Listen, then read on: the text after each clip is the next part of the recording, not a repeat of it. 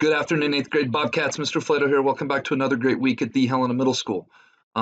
This week's Bob lesson for the next few weeks, and actually for the rest of the school year here, was kind of thinking about how do I want to end Bob lessons for your middle school career here at HMS.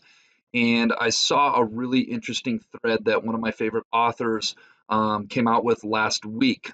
Jordan Peterson, he's a Canadian psychologist, professor. He's had a couple books recently that I both read, 12 Rules for Life. This was his latest book that he wrote, and he kind of expanded on that a little bit and kind of did this Twitter thread, 42 Rules for Life. And now that you guys are eighth graders, kind of at the end of middle school, I thought it would be fun to kind of put some deeper critical thinking items out there, and kind of with the help of me explaining some of the vocabulary and maybe explaining how it's applicable to 14-year-olds and 15-year-olds moving forward. So we're going to go down a little 3-week journey on that. I'm hoping that everybody picks out a couple things that really mean something to them. Jordan Peterson is somebody that I'm a big fan of. I don't agree with everything he says or his philosophy on everything. Just like with Bob Lessons, everything that I put out isn't my word is not gold. You've got to decipher and pick and choose what really speaks to you and what has meaning to you, the same way that I do with all of the authors that I read, so on and so forth. So I'm hoping that a few of these rules grab you all or mean something to you, and something that can be beneficial here your last few weeks at HMS. So let's get rocking and rolling on this part one of 42 Rules for Life. Make it a great week. All right, here we go. This week's Bob lesson is titled 42 Rules for Life. And this was taken from Jordan Peterson's 42 Rules for Life Twitter thread that we're going to go through. Important to give the original author their credit. Not trying to plagiarize here. All right, but before we get going, let's be our best this week at HMS. Let's be safe, let's be responsible, let's be respectful, let's be a learner. All right, let's get rocking and rolling. Rule number one, tell the truth or at least don't lie. Truth reduces the terrible complexity of a man to the simplicity, man or woman, to the simplicity of his word. Truth is the ultimate, inexhaustible, natural resource. It's the light in the darkness. If I can say one thing about life moving forward, so much of life is about relationships. And the quickest, easiest way to destroy a relationship is to lose credibility and to lose trust. The easiest way to lose credibility and lose trust with our fellow human beings in life is to be dishonest and not tell the truth. Rule number two, do not do things that you hate. Now, I know at this age, there's some things we have to do. Some you don't like going to school every day. This rule speaks to more when you're an adult. Don't waste your time doing things that you don't want to do. Watch yourself. If you see that you're doing things that make you hate yourself, consider the cost of continuing. Rule number three, act so that you can tell the truth about how you act. Stop doing things that you know are wrong, that you could stop doing. It might be a little thing, that's fine. Stop doing it and see what happens. You strengthen yourself. And that rule to me is all about self accountability and acting in a way to where it's very easy to be honest because you have nothing to hide.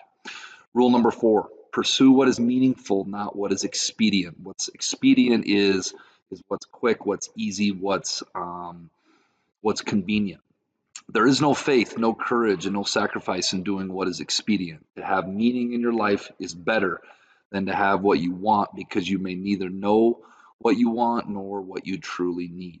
I will say that nothing worth having in life, whether it's relationships, whether it's sports or activities, whether it's a job someday, everything that has value does not come easy. Nothing that comes super easy is really that valuable. Something to think about. Rule number five, if you have to choose, be the one who does things instead of the one who is seen to do things. If you fulfill your obligations every day, you don't need to worry about the future. So much of life is having substance, doing the right things, doing what is right, not putting on a front, not putting on a facade. And to me, that's what this rule really speaks to. Rule number six, pay attention. What do you do if your life isn't in order? Pay attention. Paying attention is like watching for something you don't know. It's an unbelievably powerful force. This rule to me is about having awareness and mindfulness of what's going on in your life, how you're living your life, spending time to slow down, reflect, and pay attention to everything around you and everything that's going on in your life instead of being just a robot going through the motions. Rule number 7, assume that the person you are listening to might know something that you need to know. You want to enter into a conversation so that you come out wiser than you went in. There's so many people around us that have so much knowledge to give us. I love finding and having conversations with people that are older and more established in life than me because I feel like there's so much wisdom and so much you can learn from other people. Rule number 8 is closely tied to this. Listen to them hard enough so that they will share it with you. The sympathetic responses during a genuine conversation indicate that the teller is valued and that the story being told is important, serious, deserving of consideration, and understandable. One of my favorite quotes is, don't listen to respond when you're talking with people. Listen to understand other people. That's what being a great listener is all about. Rule number 9, plan and work diligently to maintain the romance in your relationship. So this is more for the adults, but some of you are going through the dating stuff or on the precipice of doing the dating stuff. Um, and this is also very much real for your friendships as well. Allow yourself to become aware of what you want, need in relationships. Have the decency to let your partner or your friendships in on the secret of what you want, what you need. Do not expect the beauty of love to maintain itself without all out effort on your part. Romantic relationships are just like platonic friendships, just on a more serious level. And that requires much more work, much more communication, much more sacrifice, much more of all of that. Rule number 10, be careful who you share good news with. You want to share good news with people who will be genuinely happy for you. That's one way you can identify those people who are on your side. We live in a highly, highly, highly competitive world. And you'll find that everybody, as you get older, it only continues, it seems, that so many people are in a competition with other people and can be a little bit um, can be a little bit selfish and a little bit I don't want to use the word arrogant, but a little bit about their own journey and their own life. Rule number 11, be careful who you share bad news with. You can tell a true friend bad news and they'll listen. They won't derail the whole conversation about how something worse happened to them once. True friend is what sticks out on this one. True friends have empathy. True friends don't make it about themselves. True friends are there to support you and have your back. Rule number 12, make at least one thing better every single place you go. I'm on the side of the person that wants to do something positive with their life. Start by maximizing the quality of your life. Figure out how to do that in a way that's beneficial, that can benefit your relatives and your community.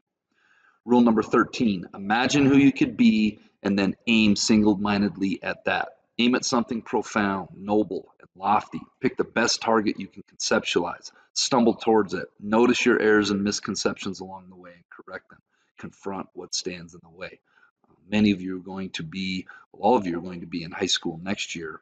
And every year that goes by, we need to become more and more aware of who we are and what we want to do. And we need to really start making some plans. And I think everybody that is listening to this is capable of doing something more noble and more lofty, more profound, and higher than they even think that they can do.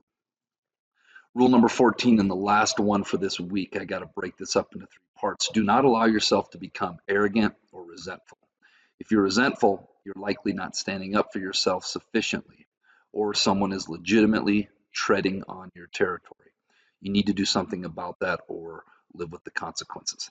This rule to me is all about letting go of things, letting go of negative situations or people that have hurt you in the past, because if you still allow yourself to be resentful, then that person still owns you mentally, emotionally, still owns you. Also, standing up for yourself in general, and that shows high levels of self-respect when you don't let people walk all over you and you don't let people disrespect you. All right, let's give away some jelly beans. This week's winners, which actually I didn't clip it appropriately, so everybody was answering from the old one, which I'm going to accept. That would be Ellie Lyman. I believe I said that right. Juliet Mahar, Raymond Leonard, Cooper Hollow, and James Hamlin. The answer was a penguin. The other answer that I didn't see too many responses for was a quarter and a nickel. But I just drew the first 5 that were correct. This week's Jelly Bean question of the week: what belongs to you, but others use it more than you do? If you think you know the answer, submit your answer to the Bob box. Get it turned in by the end of the week. Make sure your name is legible on it. And perhaps next week is your lucky week. All right, Bobcats, let's make it a great week at the Helena Middle School.